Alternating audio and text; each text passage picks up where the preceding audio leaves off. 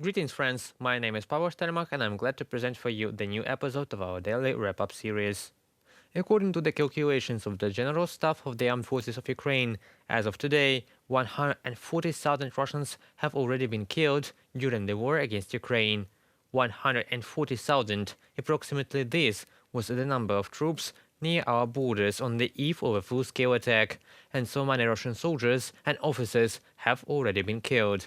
Of course, these are not all the people who came to Ukrainian land in February 2022, because a year after the attack, the Russians already tried to attract mercenaries, then recruited men in prisons, and finally carried out a partial forced mobilization. Ворог зараз вже втрачає стільки своїх людей. The enemy is already losing so many of its people, so many of its forces, that it will soon be difficult to find, for example, a marine throughout Russia. And our task is to make sure that there is less and less desire there to keep Ukrainian territories under occupation. The liberation of our land is the goal we are working on every day. However, the statistics of the Ukrainian General Staff may be wrong, as well as any calculation of losses during the war. After all, at the beginning of February, the New York Times, citing data from American and other Western officials, reported that the number of Russian soldiers killed and wounded in Ukraine is approaching 200,000. At the same time, in November, the chairman of the Joint Chiefs of Staff of the United States, General Mark Milley, stated that Russia's losses in the war amounted to no less than 100,000 killed and wounded. So in 3 months the losses doubles. Of course, Russia does not disclose data on its dead. The Russian Ministry of Defense last reported casualties on September 21st, 2022, reporting almost 6,000 dead. At the same time, journalists from open sources confirmed the deaths of at least 10,000 people. These are the people about whom there were data in the mass media or social networks. And how many Russian soldiers have remained forever on Ukrainian land, especially in the senseless attacks of recent weeks when Russia lost about 800 men every day. 6 тысяч человек они потеряли там за неделю. They lost 6,000 people in a week. What does it mean? This means that they equipped 6,000 people, they trained them, they fed them, they carried them. That is a huge number of people who have been raised by their mothers for decades. They drove them under Vuhledar and they died there. Moreover, many of them, 99 peasants, died without even seeing a single Ukrainian soldier. They were simply destroyed on the approaches to Vuhledar. Question: why did they go there? Our soldiers, of course, retreated a little, let the enemy go forward, caught them in a trap and shot them like in a shooting range. The defense forces of Ukraine are great, worked correctly, destroyed the strike group. But not only soldiers die in war. After all, Russia is also losing technique. In particular, footage has already become known where a Russian tank column tried to attack Vuhledar, but stopped on a minefield and was destroyed by Ukrainian artillery. With the help of released videos, it is possible to accurately say that 31 armored vehicles were destroyed, including more than 10 tanks. Judging by reports in pro-Russian Telegram channels, units of the 2nd Marine Brigade of the Pacific Fleet took part in this assault. It is difficult to judge the condition of the cars from these shots. It is likely that some were destroyed, but it is possible that some tanks and armored vehicles could only be hit. Then they are subject to repair and restoration. It is also possible that some machines were left behind by crews. At the same time, according to estimates by the International Institute for Strategic Studies, about 50% of Russia's pre-war fleet of modern T-72B3 and T-72B3M are considered lost since the invasion of Ukraine started. If 97% of the Russian army is now committed to Ukraine with an attrition rate very, very high and potentially their combat effectiveness depleted by 40% and nearly 2/3 of their tanks destroyed or broken, that has a direct impact on the security of Europe. Ben Wallace, United Kingdom Defense Secretary, on air with BBC Radio 4. Now the Ukrainian military is expecting a new wave of attacks before the anniversary of the start of the full-scale Russian invasion, although some experts believe that this wave has already begun. According to the latest information by British intelligence, the Russians will be able to carry out the next mass attack no earlier than May. Before that, the Kremlin must once again mobilize and train new recruits. But while the Russians continue to put pressure on Donetsk region and Zaporizhia, they are following the president's decree to go to the borders of the Donetsk region by February the 24th. They only do it according to military books written back in the 20th century, and that's why they don't get anything, and it won't work. Deputy Prime Minister for European and Euro-Atlantic integration, Olga Stefanishyna, does not see any serious obstacles on the way to the start of official negotiations regarding Ukraine's accession to the European Union. She said this in an interview with the Financial Times. Stefanishyna predicts that the negotiations will start already this year, as Ukraine is very quickly carrying out its political reforms. And this is not surprising. Ukraine has already fulfilled more than 70% of its obligations under the association agreement with the European Union, and this means that soon we can talk about introduction. Certainly not tomorrow, but in the near future. Є розуміння, що почати переговори. There is an understanding that it's possible to start negotiations on Ukraine's membership in the European Union this year. The partners also understand that this year and last year we have to continuously strengthen the defense support of our country and the pressure on Russia, in particular the sanction pressure. We discussed changes in the institution of our state, which we are implementing and which we are still preparing to implement. Financial cooperation was discussed. Of course, we discussed the restoration of infrastructure, primarily social and energy. Ukraine has already received high marks from the European Commission regarding the fulfillment of European integration obligations in the customs sphere. However, we plan to further bring our own legislation to European standards.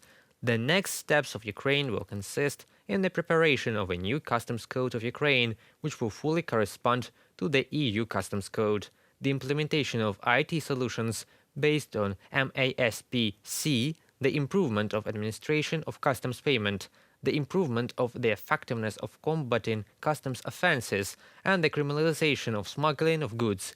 At the same time, the European Commission, in its latest report, emphasized Ukraine's success in harmonizing legislation with European one in the field of energy efficiency, commercial heat supply, accounting, encoding, and energy labeling, as well as in creating a legislative basis for the development of the biomethane sector. Currently, Ukraine and Europe are united by common goals, including increasing the level of energy security, overcoming dependence on Russian fossil fuels, creating conditions for climate neutrality of the economy, ensuring its competitiveness, stability, and dynamic development in new conditions.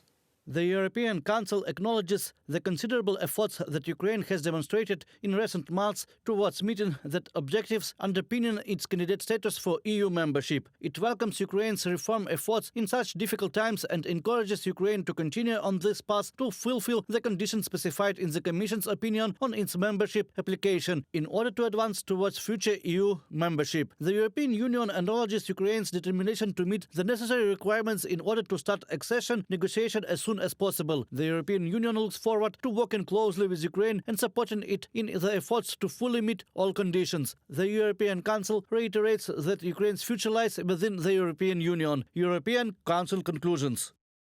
Of course, Ukraine still has a lot of work to do for full integration into the European family.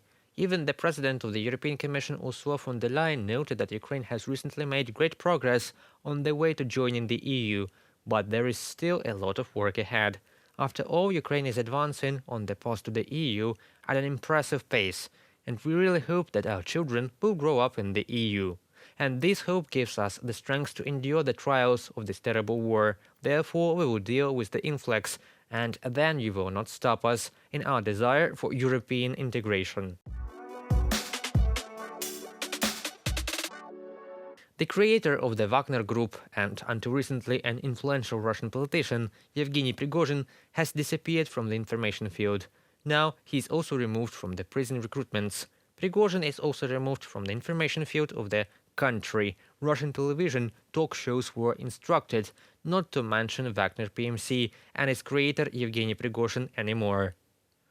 As one pro-Kremlin politician scientist stated, apparently they don't want to involve Prigozhin in politics because he is so unpredictable. They are a little afraid of him. At the same time, a Telegram channel associated with the Wagner PMC published a document allegedly from the Ministry of Defense, which speaks of the need to completely abandon the mention and quotation of Prigozhin and call his army volunteers or Russian troops. Despite the fact that in a recent interview, the founder of the PMC stated that he had no political ambitions, Bloomberg wrote in the fall that the Kremlin coup rush for public relations was perceived by some oligarchs as a threat to personal security. On February the 7th, Prigozhin announced that the recruitment of prisoners to the Wagner PMC had been stopped. This was associated with his confrontation with the Ministry of Defense of Russia, which now, instead of the Wagner PMC, was recruiting from Russian correctional institutions. Пытается цепляться за любые возможности, чтобы оставаться. He used every opportunity to stay on top of the news, to be quoted, because he knows that the Kremlin has decided to distance itself from him. Therefore, Prigozhin wants to be written about. Over the past few months, Prigozhin has been strenuously trying to find contacts with at least one of the Russian politicians, including from the State Duma, in order to lobby certain bills aimed at legalizing an illegal armed group, which is essentially a terrorist organization. The leader of the PMC Wagner found a way to get out of the uncomfortable position in which he was placed by the armed forces of Ukraine. He stated that the Ministry of Defense of the Russian Federation was to blame for his repeated defeats and unsuccessful attempts to storm near Bakhmut. This was stated by Putin's chef in a message from his press service. According to one of the main war criminals of the Russian Federation, the military bureaucracy is to blame for the defeats of the Wagnerites, as well as the entire army of Putin. Prigozhin emphasized that it is impossible to control the army from country clubs and 500-meter rooms during message. At the same time, although Prigozhin is being pushed from the information field, his private army remains an influential force in Russian politics. It's possible that one of these private military companies could play some role, but very hard to do that within the Federation, I think. As long as Putin has control of the many different military and intelligence and security forces that exist in the Federation.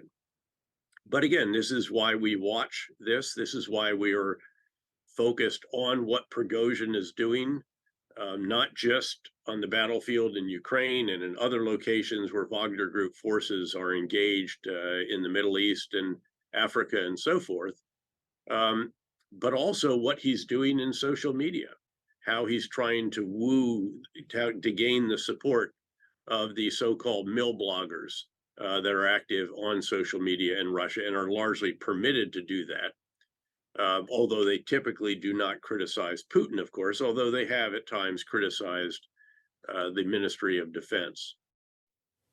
You could watch the full interview of Dead Patriots in our weekly wrap-up. It will be interesting. I would like to remind you, earlier, analysts at the Institute of the Study of War noted that the recruitment of prisoners in the Wagner PMC has slowed over the past few months, which is confirmed by statistics from the Russian Federal Penitentiary Service, which shows that between November 2022 and January 2023, the reduction in the number of prisoners in Russia has stabilized. This phenomenon is in line with the general trend that regular Russian troops are gradually replacing the Wagner group in the Bakhmut area. This indicates that the Russian military command may be abandoning its dependence on Wagner and therefore the use of prisoners as cannon fodder, the ISW report says. That concludes our today's video. Thank you for watching and stay tuned for our future videos. Subscribe to UATV English and goodbye.